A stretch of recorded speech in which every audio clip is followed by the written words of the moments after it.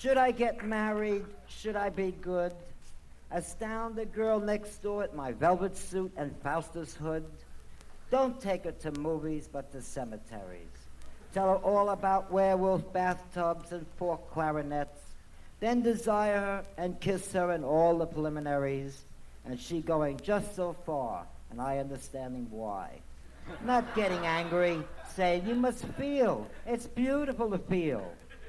Instead, take her in my arms, lean against an old crooked tombstone, and woo her the entire night, the constellations in the sky.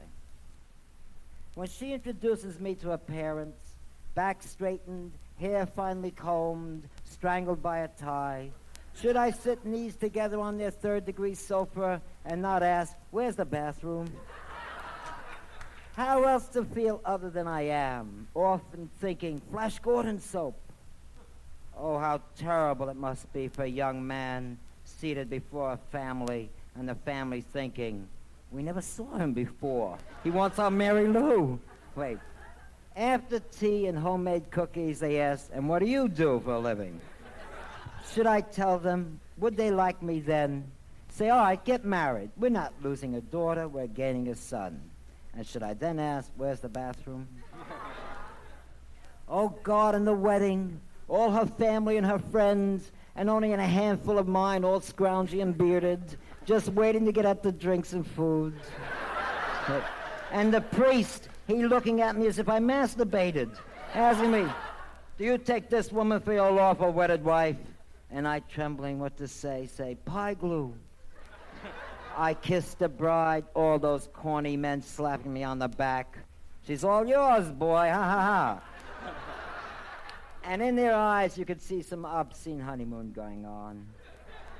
Then all that absurd rice and clanky cans and shoes, Niagara Falls, hordes of us, husbands, wives, flowers, chocolates, all streaming into cozy hotels, all going to do the same thing tonight.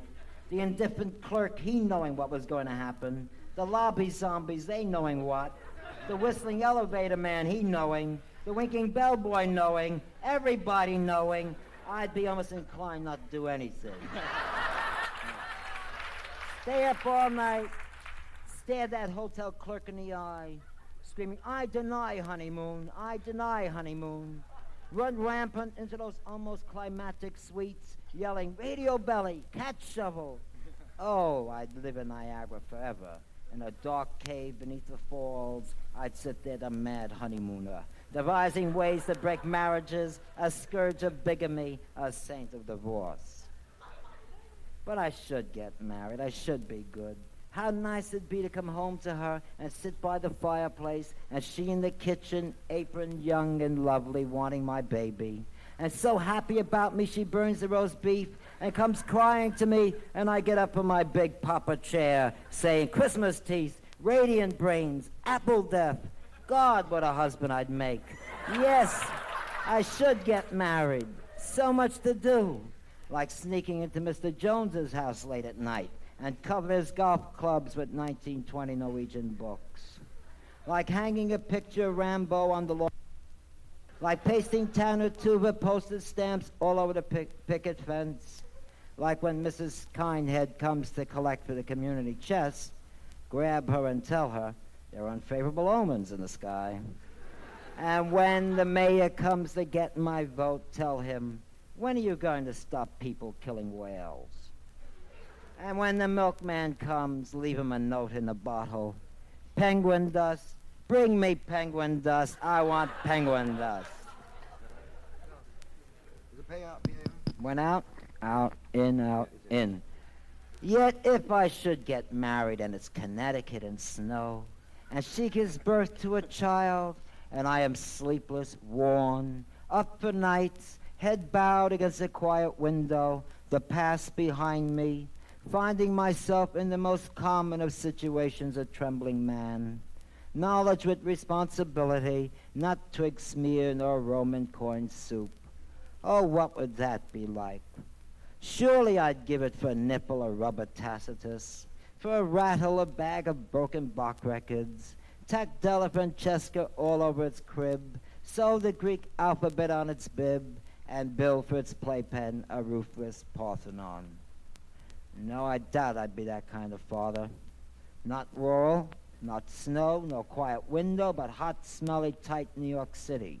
7 flights up, roaches and rats in the walls, a fat Reichian wife screeching over potatoes, get a job, and 5 nose-running brats in love with Batman, and the neighbors all toothless and dried-haired, just like those hag masses of the 18th century, all wanting to come in and watch TV.